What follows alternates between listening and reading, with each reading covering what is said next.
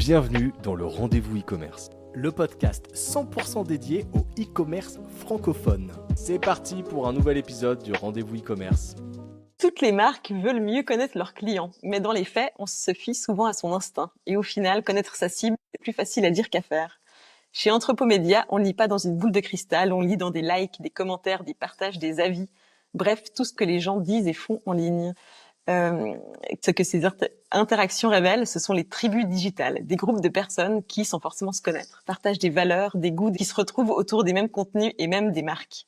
La mission d'Entrepôt Média, c'est comprendre ces tribus, décrypter leurs rituels numériques et ensuite aider les marques à leur parler avec leur langage.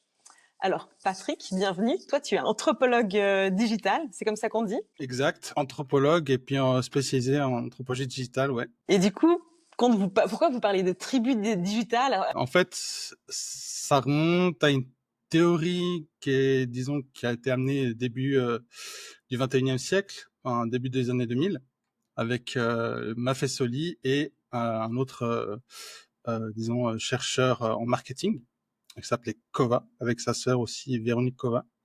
Ils ont beaucoup théorisé ça et ça vient principalement de ces théories à eux, en fait. Et la grosse différence, c'est que les tribus digitales, en gros, sont des types de segmentation naturelle, en fait. Les gens vont se segmenter eux-mêmes juste en interagissant sur des contenus. Et vous, votre approche, elle se démarque comment? Des approches qui sont plus classiques? Alors, notre approche, en fait, disons que nous, notre ADN, c'est de mélanger les sciences sociales, donc l'anthropologie, la psychologie sociale, les humanités digitales, etc., avec la science des données et la technologie. Donc, on utilise nos propres technologies. On a un programme qui permet de récupérer des données minées, donc des données publiques, je précise, sur les réseaux sociaux. Et à partir de ça, comme je l'ai dit avant, les gens, quand ils vont interagir sur des réseaux sociaux, typiquement, je sais pas, le compte de Notion, tout le monde connaît à peu près Notion. Oui, bien sûr.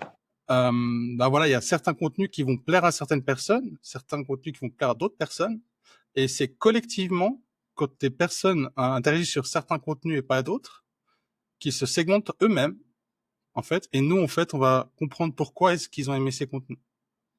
Et donc, c'est plus puissant que le personnage d'une certaine mesure, ou plus proche des réalités du terrain, parce que les gens, il y a une certaine objectivité. Hyper intéressant, mais tu récoltes des datas avec tes technologies, celles que Anthropomédia a pu créer, mais c'est sous quelle forme en fait? C'est-à-dire que en fait, est-ce que c'est des données démographiques, géographiques?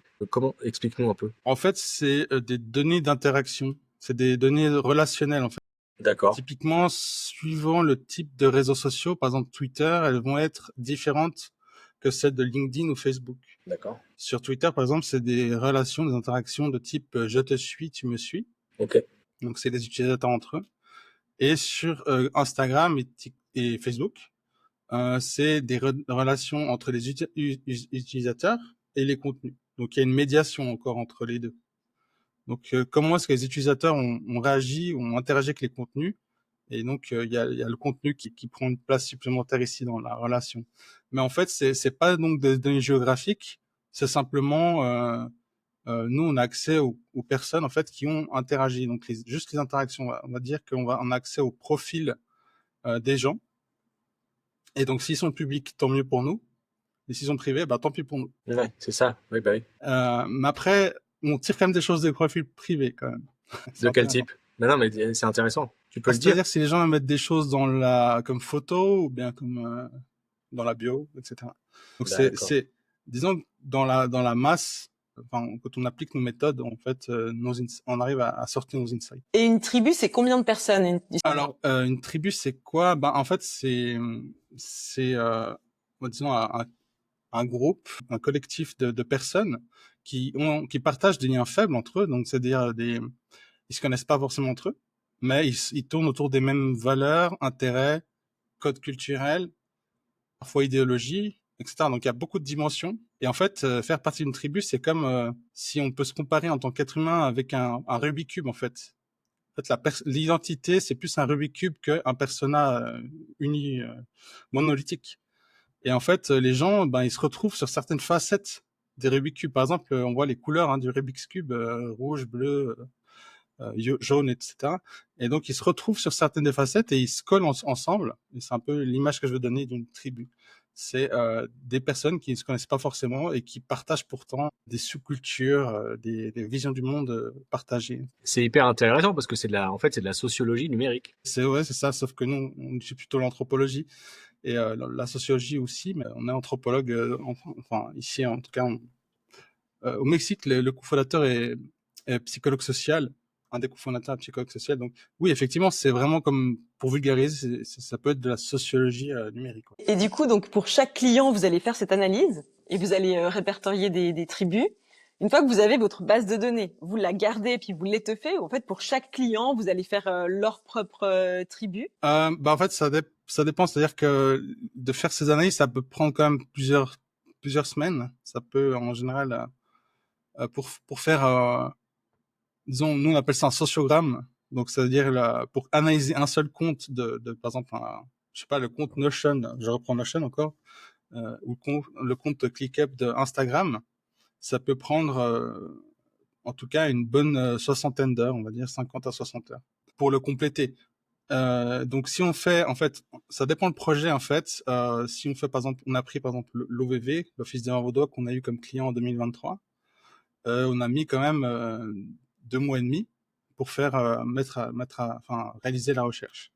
Parce que derrière, il n'y a pas juste l'analyse, il y a toute la phase où en fait on applique des réflexions, des observations anthropologiques sur des données, et puis là on construit vraiment une connaissance qui va bien au-delà de juste identifier les tribus.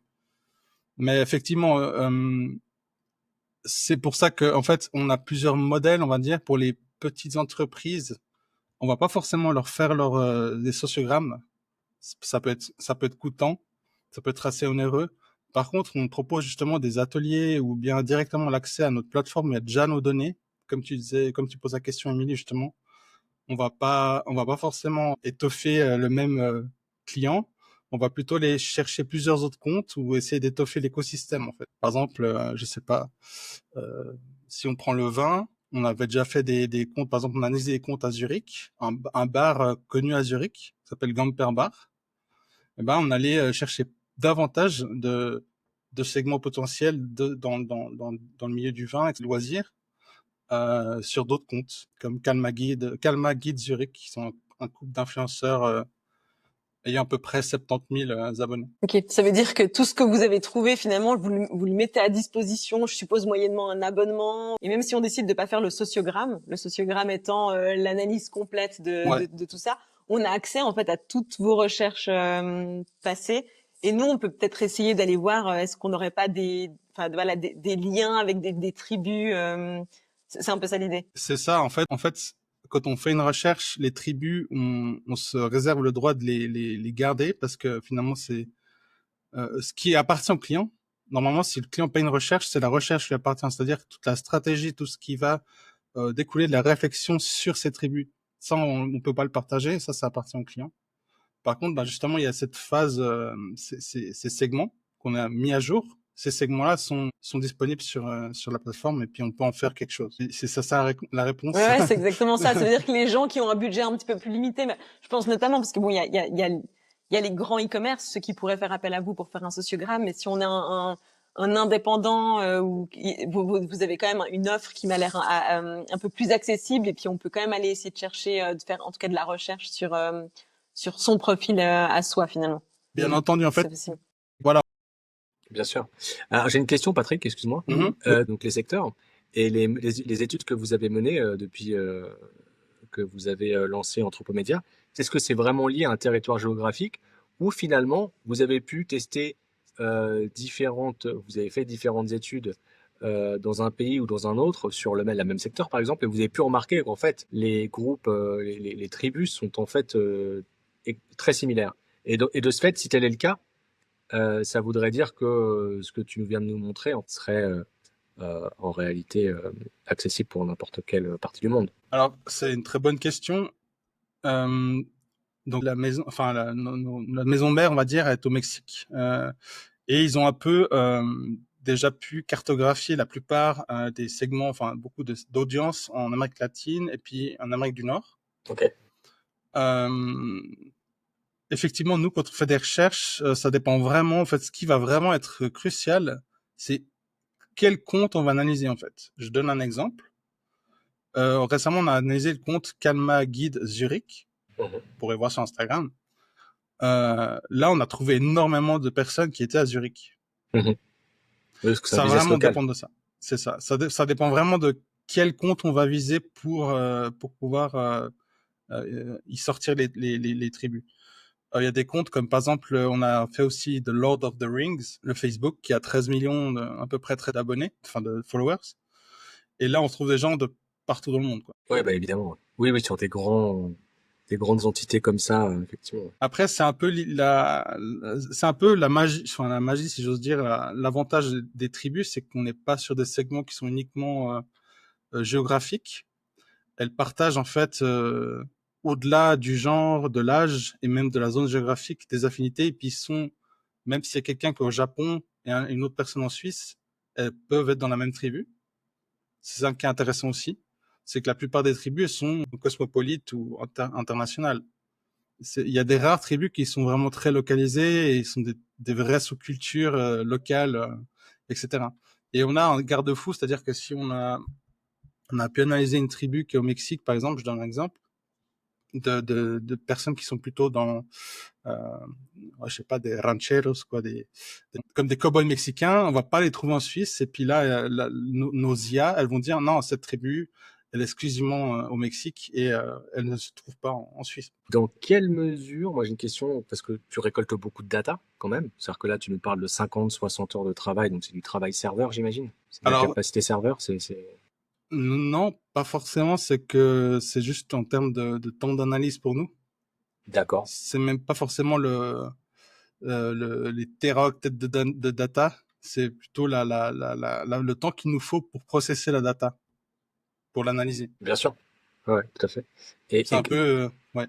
et est-ce que l'IA aujourd'hui a réduit ce temps de traitement ou a modifié la façon dont vous travaillez, ou dès le départ vous vous êtes appuyé sur ce type de technologie voilà, pour avoir le meilleur rendu possible, le meilleur rapport temps-qualité. Comment ça a changé ou pas votre manière de traiter ces teraoctets, quoi. Alors en fait, c'est une bonne question aussi. En fait, on a commencé déjà avant que l'IA se démocratise fin 2022. Disons que ça nous a surtout facilité la tâche dans le sens où l'analyse en soi des données elle reste le même. Le temps nécessaire à extraire et puis analyser un sociogramme reste le même. Mais ça nous a aidé à devenir encore plus, disons, encore plus fort en fait. Surtout grâce aux dernières évolutions, par exemple sur Anthropic avec Claude, par exemple, qu'on utilise beaucoup, qui permet de rapidement chercher sur Internet des choses, euh, chercher des D'accord. références aussi dans la théorie, en sciences sociales, etc., que nous on peut valider ou affirmer, etc. Donc ça veut dire que ça nous aide à itérer plus vite et à être plus aller plus loin dans nos restitutions aussi, sans devoir passer du temps, juste sans devoir passer forcément dans ce qui était avant l'IA, etc. Donc on devait faire beaucoup de recherches bibliographiques. Si c'était un projet conséquent, bah ça peut facilement prendre énormément de temps. Et maintenant, bah, grâce à l'IA et toutes ces technologies, ça raccourcit ce temps. Ouais, parce qu'elle est capable d'aller elle-même sur surfer et chercher par elle-même les infos. Sur le web. C'est ça. Il y a eu toujours des débats où des gens, enfin, montraient comme quoi les réponses des IA étaient très très incorrectes, hein, genre à peu près 47% de véracité sur les réponses de l'IA. Mais c'est en train de changer assez fortement. J'ai l'impression que ça, suivant aussi comme la manière qu'on l'utilise, ça va changer aussi les outputs. Je crois que ça s'améliore pas mal dans ce côté-là. Et du coup, vous avez toutes ces datas. Vous arrivez à dire que ces datas, c'est des comportements, finalement. Il y a des liens, des liens sociaux. Comment vous faites à un moment pour transformer ça en intention client? Comment vous savez finalement que ce comportement-là, ça veut dire que lui, il ressent ça, et puis du coup, vous trouvez après la bonne façon de lui parler? La question, si je reformule, c'est comment est-ce que de nos observations, on arrive à dire, donner des insights, des recommandations pour le client, c'est juste? C'est ça, ouais. Ouais, et puis des recommandations actionnables, c'est-à-dire finalement on a découvert que probablement, suivant ce qu'on a analysé, il vaut mieux leur parler de telle manière parce qu'ils sont plus sensibles à cet angle-là, à ce sujet, que sais-je. Bah, en fait, c'est en analysant très bien une tribu, on va pouvoir comprendre disons, ses dimensions identitaires.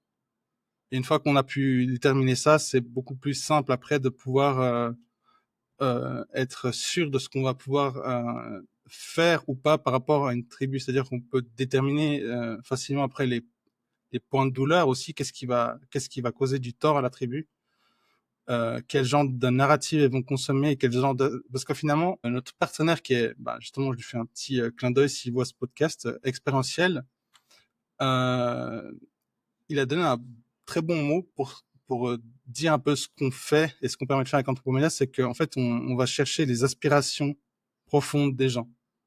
C'est-à-dire Ok. les désirs, en fait. Ouais.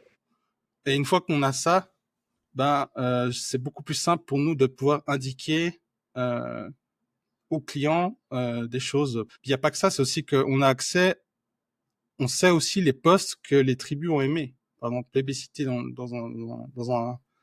sur un compte Instagram, par exemple. Donc, si elles ont aimé ce genre de posts et puis qu'elles ont moins aimé d'autres posts, c'est aussi, voilà, ça peut. Donc, on a plusieurs manières de vraiment pouvoir tourner autour de cette tribu et pouvoir donner des recommandations pertinentes. Ouais, et puis ce qui est intéressant, c'est que finalement, même quand la tribu n'est pas au courant de ce qu'elle aime ou de ce qu'elle souhaite ou du désir caché, vous le connaissez.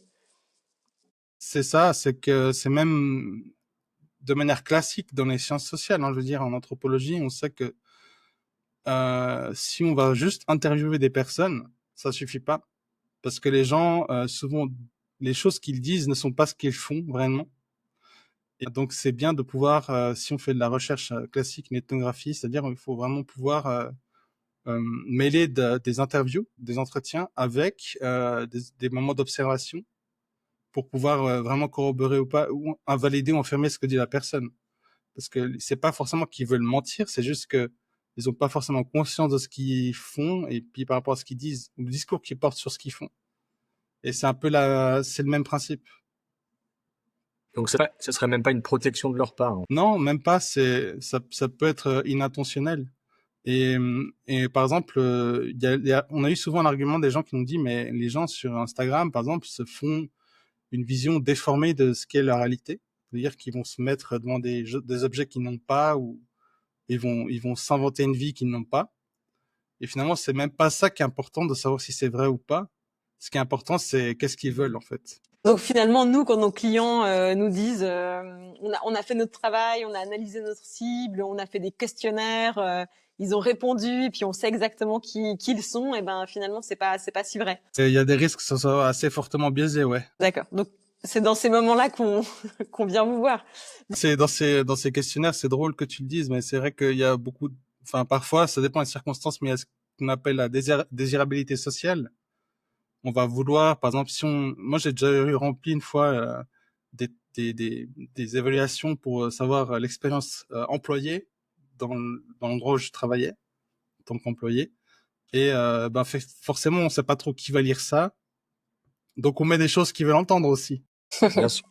Ça, c'est un cas typique de désirabilité sociale pour pas être fustigé après. Et c'est intéressant ce que tu dis, ça me fait penser à une étude qui a été faite, enfin, plein d'études qui ont été faites autour de la sexualité des Américains avant l'ère Google. Et donc, en fait, c'était des entretiens d'humain à humain, par téléphone, en vrai, enfin, voilà.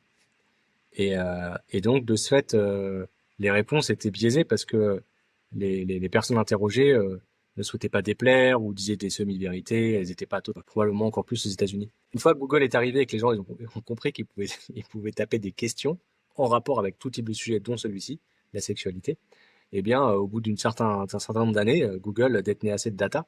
Et puis, alors, je ne sais pas si c'est des chercheurs, mais qui ont commencé justement à revisiter l'ensemble de ce qu'ils pensaient savoir sur la sexualité des Américains, euh, avec ce nouveau regard qu'ils avaient des gens qui tapent sur Google, parce qu'en fait, ils sont de machine, enfin d'humain à machine, et que personne ne les regarde, personne ne les juge. Exact. C'est ça. Non, mais c'est ça, hein, c'est totalement ça. C'est-à-dire que sur des entretiens d'humain à humain, ils ont pas forcément, il y a le regard de l'autre qui pèse, etc. Il y a beaucoup de choses qui rentrent en jeu. Et puis, ce que tu viens de dire, c'est des méthodes qu'on utilise aussi, notamment, enfin, on n'est pas les seuls à le faire, mais ça s'appelle les digital methods. Bah, par exemple, aller chercher quel type de requêtes font les gens sur Google, et ça peut être intéressant parce que culturellement, ça peut montrer des choses. Et d'un endroit à l'autre, ça va changer. Vous avez accès à ce que les gens tapent il y a une base de données des requêtes tapées sur Google. Alors, en Suisse, nous, on le fait pas personnellement, mais je sais qu'au Mexique, ils le font. Alors, c'est vrai qu'on peut le faire aussi, on peut très bien apprendre à le faire très rapidement, mais on se concentre vraiment ici sur les analyses culturelles. Mais effectivement, il y a accès à ces genres de requêtes, en fait, d'informations sur ce que les gens, comment les gens posent des questions sur Internet, sur Google, sur les moteurs de recherche, et ça indique beaucoup de choses. Donc ça va bien au-delà du Google Trends qu'on connaît. Ouais. Et puis Ouais. aujourd'hui, en SEO notamment, moi je travaille avec des gens qui font enfin voilà, qui sont experts SEO. Et puis ce qu'ils indiquent, ou même quand tu fais des search ads pour un site e-commerce, c'est quand tu fais des campagnes Google pour un site e-commerce, et que tu vas justement rechercher grâce à des outils comme SEMrush, bah voilà, des volumes de recherche sur des mots-clés, sur des phrases et tout. Maintenant, SEMrush, il te classifie les requêtes par intention de recherche. Donc, recherche navigationnelle, c'est-à-dire en fait, tu veux juste accéder à un site, tu vois, tu vas taper Migros dans Google et puis pour aller juste sur le site de la Migros. Tu as la recherche informationnelle, donc tu recherches de l'information par rapport à un sujet. Et de plus en plus, ces requêtes-là, en fait, les réponses, elles sont faites par Gemini. Oui, c'est tout en haut de la page. En fait, t'as une IA qui te donne l'information, un peu comme ChatGPT. Et puis après, tu as les requêtes pour les e-commerce en Suisse et ailleurs. C'est les requêtes commerciales ou transactionnelles. Donc là où en fait, tu as une intention d'achat. Et donc aujourd'hui, le but de Google, c'est quel que soit le type de requête, de catégorisation de requête, c'est que tu réussisses à répondre à l'intention de recherche. Ouais, effectivement. Bah, j'imagine que c'est ça que vous calculez aussi. Enfin, les intentions cachées, les intentions moins cachées. Alors différemment, mais oui, un peu. Et tu as parlé de l'Office des vins vaudois.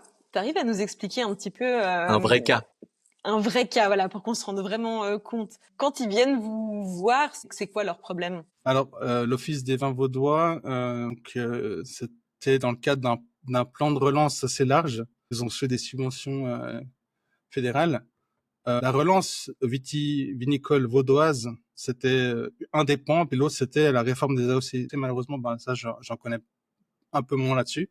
Et je sais que ça a été c'était un peu difficile, c'était un peu compliqué. Par contre, tout ce qui est du plan de relance, nous, on a été dans ce pont-là. On a aidé à justement réaliser ce plan de relance. Et le but, c'était rafraîchir et puis faire un état des lieux du consommateur de vin en Suisse. Ok. Donc la question de recherche principale, c'est en gros qui sont les consommateurs de vin en Suisse. Et on a pris une dizaine de comptes. Donc, en termes d'heures de travail, déjà on est là à plus de 500 heures. C'est quoi comme type de compte? Facebook, Instagram? Donc il y avait principalement Instagram, un peu de Facebook. On peut faire X, anciennement Twitter.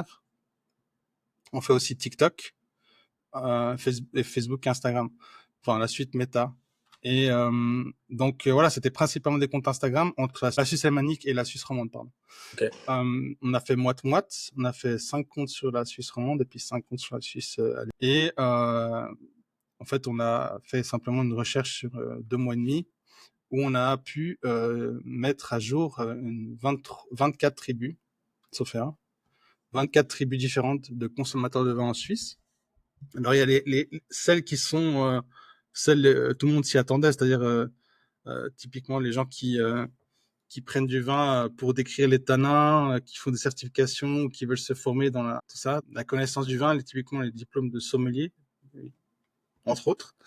Ça, il y avait des tribus, je pense que ça, ils la connaissaient, tout le monde la connaît, mais il y avait des tribus beaucoup moins connues, comme surtout à Zurich, par exemple, plus jeunes consommateurs de vin qui consommaient des vins en fait surtout disons comme une œuvre singulière, c'est-à-dire ils vont ils vont pas forcément ils vont pas du tout aller chercher les tanins, etc. Peut-être un tout petit peu, mais c'est pas vraiment ça qui les intéresse. C'est vraiment le vin, dans quelles conditions a été fait, c'est-à-dire s'il y a vraiment une éthique dans la production, enfin des aspects de durabilité dans la production du vin, et puis quel message il va véhiculer. Autant visuellement que dans le discours. Ok. Donc une approche identitaire en fait. Identitaire et C'est ça, ils vont vraiment aimer des étiquettes totalement non traditionnelles. En fait, c'est pas du tout des étiquettes où on voit un château. oui, oui, oui. Et puis, ils aiment aussi les expériences et être un peu surpris. Pour l'anecdote, il y avait quelqu'un qui avait aimé, parce que je crois que c'était quelqu'un qui était aux States, de cette tribu, qui avait aimé un vin où il y avait Snoop Dogg, une étiquette avec Snoop Dogg. Où il y avait tout un truc à voir, une expérience par rapport à ça. Figital, je crois. Et voilà, c'est typiquement ce genre de choses ce Comme genre de nouveau public du vin. ça me fait penser en France, il y a un acteur qui a lancé son vin. Tu sais, c'est José Garcia. C'est un acteur français assez connu. Et il a lancé son vin qui s'appelle Rosé Garcia. C'est pas mal. Et ça se vend. Genre, enfin, genre, il est distribué à mort en fait. Je crois que, je crois Ouais, que, je crois que c'est un ça bon m'étonne carton. pas. Ça m'étonne pas parce qu'on a trouvé récemment une tribu qu'on n'avait pas trouvé quand on a fait l'OVV. C'est-à-dire qu'on n'avait pas encore, on avait déjà une très grosse proportion des consommateurs suisses, mais pas de tout. Et puis, il y en avait une tribu qui était un peu pour le fun. En fait. Et puis le vin, c'est aussi un moyen d'avoir du fun. C'est vrai. Donc Rosé Garcia, ça m'étonne pas que ça marche si c'est ce genre de tribu. Mais tu sais que c'est distribué aujourd'hui dans les TGV. Donc ça veut dire que ça. Bon. Donc ça veut dire que non, mais c'est intéressant parce que on a toujours un peu l'idée peut-être déformée par notre entourage que le vin ça peut être noble, c'est quelque chose qui se déguste, qui se découvre en famille, ou alors t'as d'autres pratiques beaucoup moins nobles, on va dire. Mais c'est vrai que t'as aussi des gens qui sont complètement, enfin ce que tu décris en fait, c'est assez intéressant. C'est d'ailleurs un peu contre-intuitif. Ouais, ouais. Un des insights qu'on a eu avec le vin, c'est que en fait, la plupart des gens maintenant le consomment comme une sorte de bulle temporelle. En fait. C'est-à-dire prendre le temps face à l'accélération sociale. En fait, on vit dans une société qui est constamment en fait dans une sorte d'accélération, une sorte de performance croissante, et en plus induite par des progrès technologiques qui, paradoxalement, au lieu de nous libérer du temps, parfois nous rendent encore plus dans une quête de l'optimisation du temps. Et du coup, nous font accélérer le temps. Nous Donc, il y a beaucoup aliène. de gens qui Ouais, vont non, prendre c'est le vrai. vin comme ça, en fait, pour ralentir le temps, quoi. Ouais. Qu'en disent les médecins? Ah, je sais pas, peut-être ça a un effet positif si la personne elle prend son petit verre de pinard sur le lac, puis qu'elle prend un moment pour elle, ça baisse le niveau de cortisol. C'est peut-être, ouais, carrément, carrément. Et alors, d'autres apprentissages que tu as pu découvrir grâce à ce cas Ouais, alors il y a eu beaucoup de choses. Il y a une des choses qu'on a vues aussi récemment, c'est qu'on a l'impression qu'il y a quand même aussi pas mal de public féminin aussi qui se lance, qui apprécie le vin. Et donc voilà, c'est aussi une des choses qu'on a découvertes. Pour revenir vraiment à l'OVV, ils ont pu vraiment réussir en fait leurs objectifs, c'est-à-dire rentrer sur le marché suisse-allemand. Et puis ça, grâce à l'Expo 2023, Expo Vina, ils ont vraiment pu faire les meilleures ventes sur Expo Vina. Et là où ils n'arrivaient pas vraiment à rentrer dedans, sur ce marché, parce que justement, ils n'avaient peut-être pas les bonnes approches. Grâce aux tribus, ils ont vraiment réussi à faire des ventes et ils sont très satisfaits. Parce qu'entre la Suisse romande et la Suisse allemande, il y avait vraiment des tribus qui étaient complètement différentes. Et du coup, quand ils ont testé l'approche romande à Zurich, ça fonctionnait pas du tout. En fait, c'est surtout que je pense qu'ils venaient avec peut-être des a priori. Typiquement, les gens, en fait, en Suisse alémanique, ils ont un vin qui est un peu leur propre chasselas. Les Romans ont le chasselas qui est très emblématique des Romans. Les Suisses allemands, ils ont un autre vin, je me rappelle plus le nom, que nous on connaît pas forcément, mais qui pour eux est leur version locale du chasselas. Et typiquement, ils venaient avec une approche où parlez-vous chasselas. Aux Suisses allemands, ça a peut-être pas forcément. Ils vont peut-être comprendre qu'il s'agit du vin parce qu'ils voient une bouteille de vin, mais ils vont pas forcément comprendre. Ça va pas leur parler plus que ça. Parce que si on va vraiment parler communiquer plutôt sur les aspects des tribus, qu'est-ce qu'ils vivent, quelles expériences ils cherchent, là, qu'on soit suisse allemand ou qu'on soit roman, finalement, on cherche plus ou moins les mêmes choses. Et du coup, tu as un exemple de publicité que vous avez fait et qui a super bien fonctionné, une idée que vous avez mis en avant dans les pubs, du coup. Là, comme ça, j'ai pas, mais on a eu les résultats de notre partenaire et puis ils ont fait, je crois, en fait, alors il y avait plusieurs choses, c'est qu'ils ont mesuré plusieurs aspects. Ils ont mesuré la fréquentation des caves quand il y a eu les caves ouvertes. Ils ont eu aussi les ventes, je crois, sur le site, parce que le but c'était pour aussi fédérer les viticulteurs vaudois sur une seule et même plateforme de e-commerce. Donc comme ça, on centralise les efforts et la logistique. Et sur cette plateforme, ils ont aussi enregistré beaucoup de ventes depuis qu'il y a eu enfin, ils sont en train de faire une croissance depuis qu'il y a eu les résultats, puis que nos partenaires et l'OVV ont réussi à actionner ces données, parce que nous, on fait qu'une partie. En fait, on fait des 50%. Si on a personne à la réception des données qui faisait le boulot puis qui le faisait bien, d'ailleurs, c'est ce qu'a fait vraiment Expérientiel et l'OVV, ils ont vraiment fait un super boulot. Il n'y aurait pas eu en fait les résultats. Ce qu'on donne, c'est comme si on donnait des ingrédients, mais s'il n'y a pas un chef de talent qui va faire quelque chose avec ces ingrédients, bah, c'est cool. Oui, Ok, c'est vous intéressant. vous proposez pas une approche marketing, vous faites une description la plus précise possible des types de personnes et vraiment de leurs valeurs Alors, besoin, enfouies, on va dire. Vous n'allez pas plus loin que ça. C'est vraiment une description des personas. Et après, il y a une équipe marketing qui doit arriver derrière et qui doit aller faire ce travail de publicitaire ou de message. traduction, ouais. Mais effectivement, nous, on va jusqu'à la recommandation. Donc, c'est-à-dire qu'une fois qu'on a les données, on va les digérer pour le marketing. Et on leur donne les recommandations. C'est-à-dire qu'avec telle tribu, favorisez ça, faites moins ça, etc. Donc, il y a toute une partie un peu de stratégie qu'on leur donne. Mais c'est pas nous qui allons faire les campagnes, etc. Oui, bien sûr. Ouais. Et je vois que sur le site, vous avez quand même des très très beaux des comptes, quoi, des grands comptes. Je vois Forbes, Kellogg's, Uber, Mercedes-Benz, Jeep, Hertz. Comment ça se Exact. passe vous avez des gens qui sont dédiés à contacter les personnes qui seraient intéressées par vos travaux, ou c'est du bouche à oreille? Comment ça se passe pour Alors, oui, ça, c'est surtout les clients qu'ils ont eu au Mexique durant les plus de 10 ans qu'ils ont pu développer Anthropomédia. Donc, c'est souvent, en fait, ces marques-là, mais sur le marché LATAM, en fait, D'accord. latino-américain. En fait. Ouais, bien sûr. Ouais, ouais. Puis, il y a aussi des clients américains. Par exemple, HBO, il y a eu. Donc, il y a eu aussi une très belle collaboration entre nos équipes au Mexique et Warner Media LATAM. Ok. Typiquement pour la génération, en fait, ils ont voulu utiliser une nouvelle approche pour comprendre les audiences précisément et quels programmes, etc. Quels programmes adaptés, etc. Et en fait, ils ont voulu s'intéresser principalement à la génération Z, entre guillemets. Et ben, ils ont réussi à mettre à jour à peu près 150 identités différentes dans la génération Z. Donc, c'est pour ça que c'est difficile de dire la génération Z, elle est comme ça ou comme ci. Oui, oui, bien sûr. Ouais, ouais, c'est toujours plus compliqué que ce qu'on pense ou que ce qu'on veut bien nous faire croire. Et moi, j'ai une question, Patrick. Je me mets dans la peau du client. Tu me rends cette recommandation après tes analyses, tes observations, enfin tout le travail que tu nous as décrit.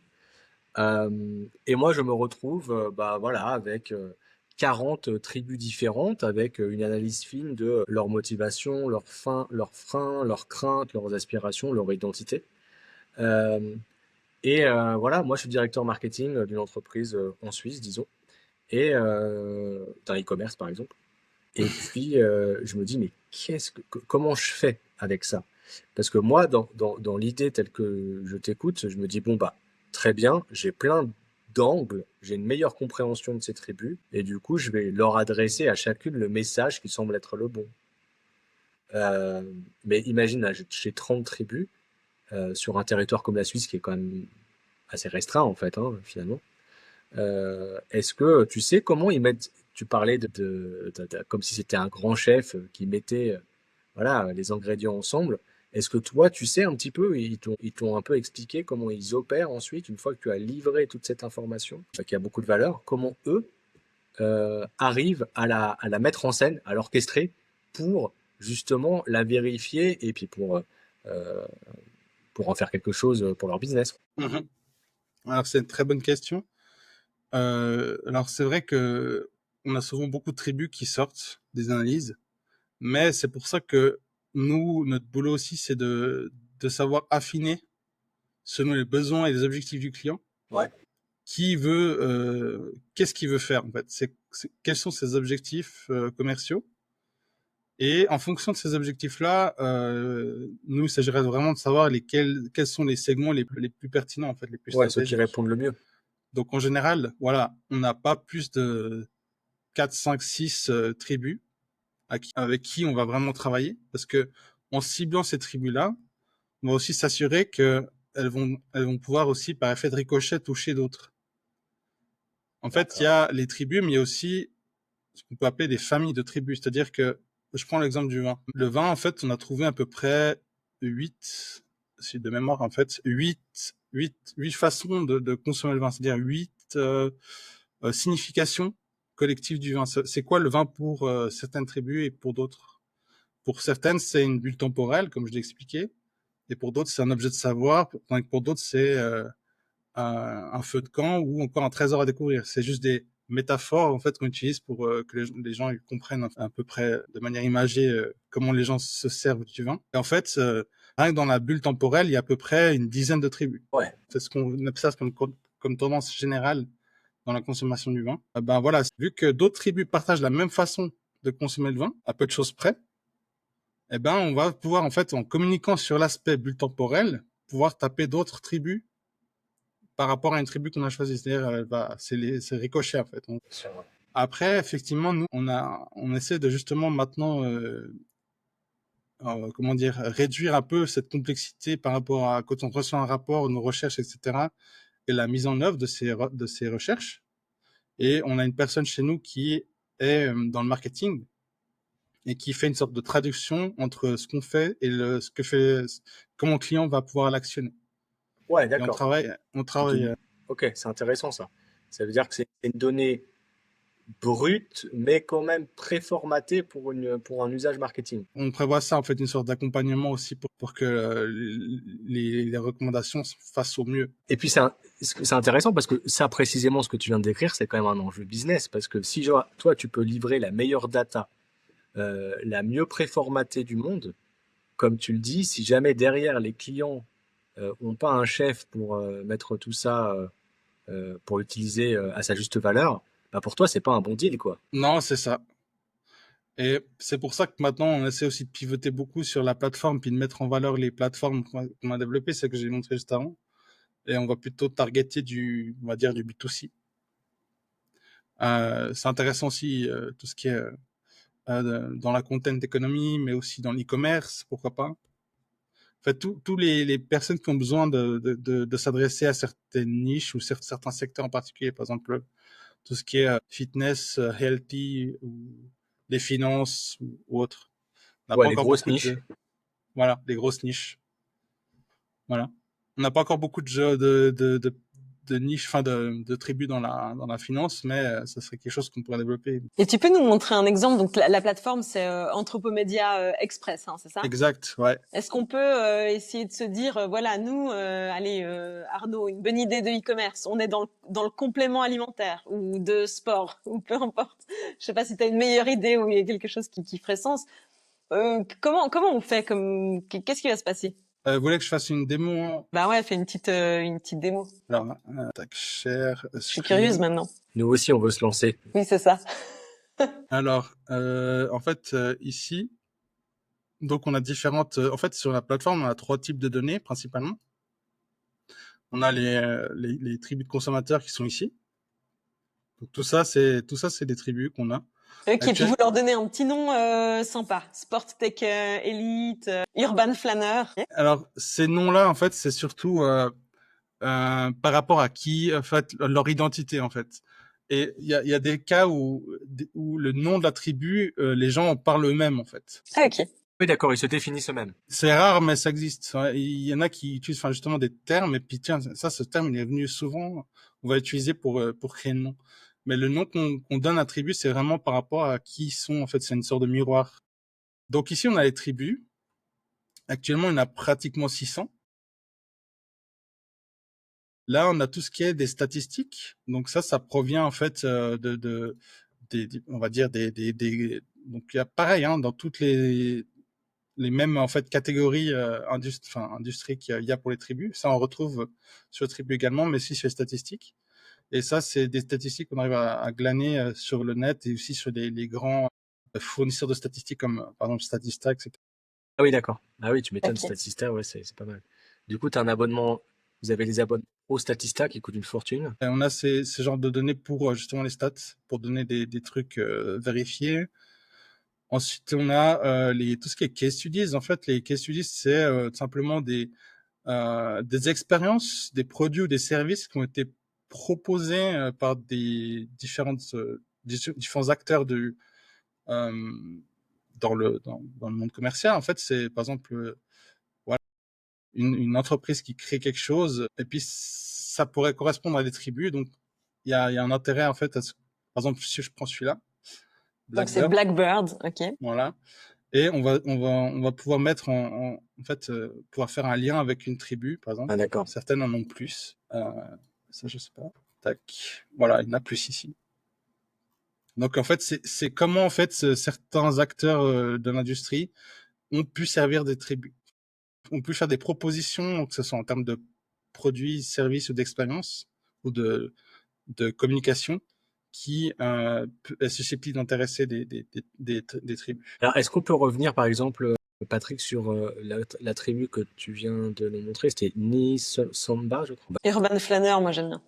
Et est-ce que, par exemple, sur Urban Flanners, est-ce que tu es capable de nous indiquer, donc, ok, c'est une tribu ou une famille de tribus, donc, c'est ça, hein? Ouais, ça, c'est une tribu, ouais. C'est une Alors, ça, tribu. c'est une tribu. Est-ce que tu as une idée de combien de personnes ça représente, par exemple? Parce que j'imagine que tu as des tribus qui sont beaucoup plus importantes que d'autres. Oui. Alors, Sur cette interface, est-ce que c'est des informations qui sont visibles? c'est pas forcément visible la taille de marché de la tribu. Par exemple, celle-ci, elle a été trouvée sur un compte d'une influenceuse locale suisse dans tout ce qui est de la décoration intérieure. Donc, son compte totalise à peu près environ 50 000 personnes. Ok. Et puis, cette tribu-là, parce que nous, on arrive après à déterminer quelle tribu, dans la tribu, on arrive à déterminer le pourcentage de chaque tribu. Ça, on peut le faire. Que sur, par exemple, le compte de Notion, on va pouvoir dire qu'il y a 30% de cette tribu, 4% de cette tribu, 18% de celle-là, etc. D'accord. Et du coup, vous faites une description de leur identité. Je vois que c'est 40% de femmes, 60% de... Là, il y a aussi tout ce tout ce qui ressort de leur en fait conversation topics, donc tout ce qui est de leurs pratiques et de leurs intérêts, ce qu'ils aiment justement partager, les marques qui peuvent suivre ou interagir avec. Ok, donc on a Uniqlo, New Balance, Supreme, pour ceux qui sont pas devant leur écran. Aimé Léon Doré, par exemple, qui est très emblématique chez eux, New Balance aussi. Donc voilà, ça c'est vraiment les marques un peu fétiches de cette tribu. Ici, on a aussi les choses les points de douleur en fait. Qu'est-ce qui les heurte. On a une petite description ici. Il y a aussi les choses que justement des narratifs qu'ils vont consommer ici, des Google Ads typiquement pour cibler cette tribu et des Meta Ads. Ensuite, des comptes que eux vont pouvoir aussi suivre. Ok, donc ça, c'est des comptes Instagram, les 10 comptes Instagram que Urban Flanner suit le plus. Voilà, on va dire que c'est les comptes où ils sont susceptibles de se trouver aussi, en fait. Parce que aimer ces comptes-là, en fonction aussi de leur identité, on peut le déterminer. Donc voilà. Moi, j'ai une question, Patrick. Je trouve ça hyper intéressant. D'ailleurs, j'ai fait un screenshot des intérêts méta parce que ça pourrait me servir. Cette communauté, cette tribu m'intéresse énormément. Et pas, soyons, là, j'ai compris que tu avais plusieurs typologies de clientèle, petit, moyen, important. Mais est-ce que, je sais pas, imaginons un site e-commerce qui fait à peu près 1 million de chiffre d'affaires annuel, à la fois avec une marque plutôt internationale qui vend à la fois en Europe et aux États-Unis, qui est une marque une marque de mode durable. Mais aujourd'hui, le durable, c'est quelque chose qui est presque devenu une norme, avec le coton bio, avec du matériel recyclé, et puis différentes approches de durable. C'est-à-dire que moi, je veux acheter de la meilleure qualité qui dure plus longtemps. versus d'autres qui vont acheter le même produit, mais qui vont l'acheter parce que c'est du coton bio, ou d'autres parce que c'est une marque avec un attribut différent, c'est une marque française pour des acheteurs américains. Est-ce que toi, tu es capable, justement, pour cette marque, de faire une étude pour justement les renseigner sur la manière d'analyser leur clientèle et puis mieux leur parler? Et si oui, ça commence à partir de combien, en fait, en termes de Alors, prestations? en fait, ça dépend. L'accès à la plateforme, c'est justement ce qu'on essaie de proposer et de démocratiser. Ok, L'accès à cette plateforme, en fait, c'est alors certes un peu impersonnel parce que tout le monde a accès à cette donnée. Enfin, tous les gens qui ont acheté un accès à la plateforme auront accès à ces données, donc elles sont un peu impersonnelles. Ils ont ok, juste accès donc à ça, ok. ces tribus, les cases, les statistiques. Par contre, là où c'est assez fort, c'est alors oui, si c'est un budget assez modeste, effectivement, on va pas pouvoir aller très très loin dans ce genre de tout ce que tu évoquais en termes de précision un Mais peu c'est quoi, chirurgicale. qu'est-ce que tu appelles un budget modeste? Parce que c'est ça la vraie question. Bah, c'est-à-dire si on a peut-être moins de 1000 euros, Oui, moins de 1000 effectivement, ça francs. c'est très modeste. Oui, oui, bien sûr. Ouais, voilà, c'est-à-dire que nous, on peut proposer donc on a des tarifs, par exemple, de faire une analyse de deux comptes, par exemple, pour entre 10 000 et 15 000. Ok, Donc ça, c'est d'analyser juste deux comptes. Après, en fait, ça comprend aussi ça, l'élaboration du dossier, etc. Donc on a on va dire des approches où on peut quand même faire quelque chose. Vraiment, nous, ce qu'on fait, c'est si on fait des recherches comme l'OVV, etc., on peut aller très loin, pousser la chose très loin. C'est certes, là, ce genre de choses-là va devoir peut-être demander un budget un peu plus élevé. ok, Pour donner un ordre de grandeur, l'Office des vins vaudois, c'était 10 comptes, et puis toute ta recherche a coûté 64 000 francs suisses ok. pour presque 3 mois de travail. Et puis, ben, cette proposition ici. Anthropomedia Express, donc l'accès à toutes les tribus, mais sans analyse de votre part. Là, on est en train de justement créer un business model où on va pouvoir essayer de proposer. Alors, on n'a pas encore les prix en tête, mais ça va être quand même beaucoup plus accessible. C'est-à-dire que je donne un chiffre entre 100 francs et 200 francs par mois. On peut avoir accès à la plateforme et tout ce qui s'y trouve. Et puis, ce qui est intéressant, justement, par rapport à ce que disait Arnaud, ici ici, on peut avoir accès à cette IA ici, typiquement, Fast Tribe, en fait. Ah non, c'est pas la bonne. Là, C'est c'est plutôt Find Your Tribe. Ask the Tribe, pardon. Ask the Tribe, en fait, c'est en fait ce qu'on appelle un consommateur synthétique, en fait. Ok, Un consommateur synthétique, c'est-à-dire qu'il va prendre le rôle d'une personne attribue et on peut lui poser tout un tas de questions. Si je reprends par exemple ici une personnalité, donc c'est-à-dire prendre le rôle des urban planners qui vivent, je sais pas, à Genève. bien, j'adore ça. Donc là, tu vas demander à ton chatbot, en fait, de te donner une analyse de la tribu pour les urban flâneurs qui vivent à Genève. Exact. Et puis là, donc il a commencé, Et en plus, il répond en français.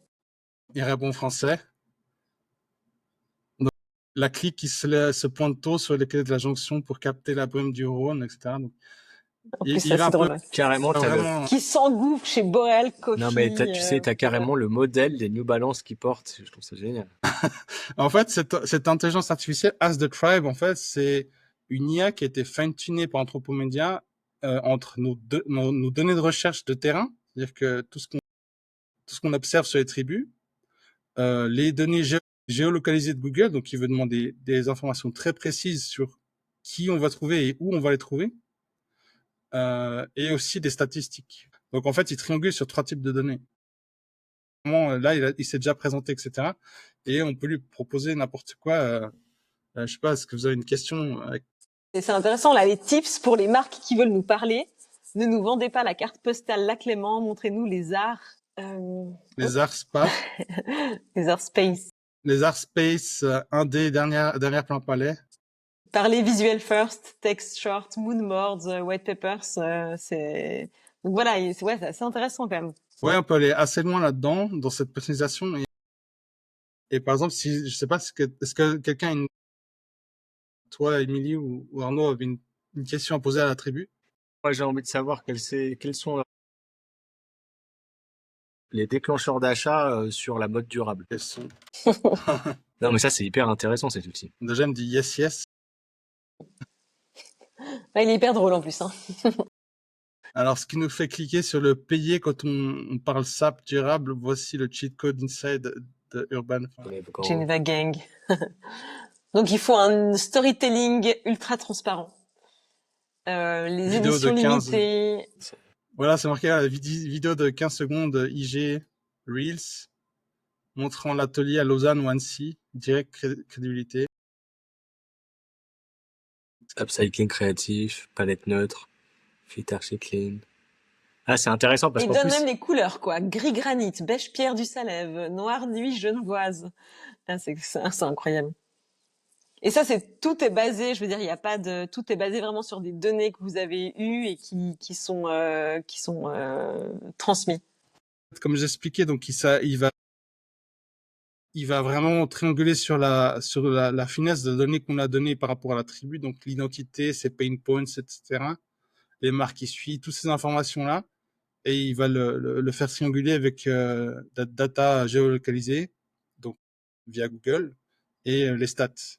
Du coup, en triangulant ça, on arrive à avoir de la précision, comme ici. Ouais, parce que là, on voit le prix, à quoi s'attendre comme prix. Alors, on tolère entre 20 et 25% au-dessus d'un COS, si c'est vraiment du Fist Made. On parle de packaging aussi, packaging zéro déchet. Donc, ça va hyper loin, quoi. Et là, on peut vraiment demander des choses. Typiquement, quel prix penses-tu mettre pour une paire de chaussures durables? Alors, c'est quoi le prix? Alors là, il dit range mental qu'on se fixe pour une paire de choses durables, 160, entre 160 et 190 francs. Ils peuvent aller jusqu'à 280 et 330 francs. Et plus de 300 francs. Faut cocher 3 cases, sinon c'est no deal. Innovation visible. Semelle imprimée 3D Algue du Rhône. Programme Tech Back à vie. Packaging zéro plastique, drop exclusif, vernissage, pas simple e-shop. Ok. C'est carrément un hallucinant. programme marketing, quoi. C'est assez impressionnant. Ouais, c'est génial. Et donc, ça veut dire que finalement, 100, 200 francs par mois. Et ça, c'est annuel ou bien on peut le prendre au mois et Ouais, c'est-à-dire là, on est en train de réfléchir à ça, mais en principe, c'est surtout donc on peut payer mensuellement, mais le mieux, on essaie de faire un business model sur l'année. Mais après, pour l'instant, on est vraiment encore en train de se poser des questions à l'interne sur ça.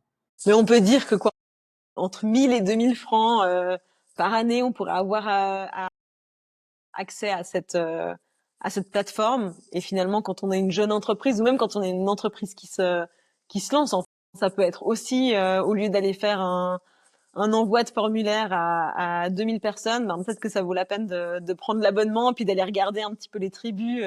Ça donne quand même des insights qui sont assez poussés, hein, sur le prix, sur les tendances, sur les peurs. Enfin, ça ira de toute façon bien au-delà d'un simple formulaire. Oui, parce que clairement, en fait, as the tribe, en gros, le consommateur synthétique, il va remplacer ces études de panel où finalement on prend des gens random dans la population, on sait pas du tout d'où ils viennent, quelles sont leur sociabilité, enfin on sait rien du tout de ces personnes-là. De ce que nous on explore ici avec les tribus, c'est des réseaux. Finalement, les tribus, c'est des réseaux. Et là où c'est fort, c'est que ça permet à prix moindre de passer, d'avoir une qualité même supérieure à des focus group ou des choses comme ça, sur des études qui peuvent être longues et même coûteuses en fait. Et là, en quelques clics, on arrive à avoir cette finesse grâce justement aux consommateurs synthétiques. Ouais, et puis en plus c'est assez user friendly. Je dois t'avouer, je sais pas ce que t'en penses, Arnaud, mais moi ça me donne bien envie d'aller me plonger là-dedans Bah ouais, c'est et sûr. Non, d'aller non, chercher de l'info, quoi. là, c'est Ça très, fait envie, quoi. si tu sais te servir de ChatGPT, je pense que Consumer Tribe, ça va pas être très compliqué, quoi. Hein. Exact. Et puis Ouais, mais c'est accessible, ouais. Là, c'est clair. on est à l'aise par rapport à l'IA, et plus on est créatif par rapport à l'IA, et plus on peut lui sortir des infos aussi. J'ai pas, Vous avez des concurrents sur ce type de produit ou pas? enfin, il me semble qu'il y a des trucs. J'ai J'adore déjà ce dû genre de voir. réponse. En général, ça veut dire qu'il n'y a pas grand monde. Alors, nous, ce qu'on fait, c'est, je crois que c'est un peu les seuls, ouais.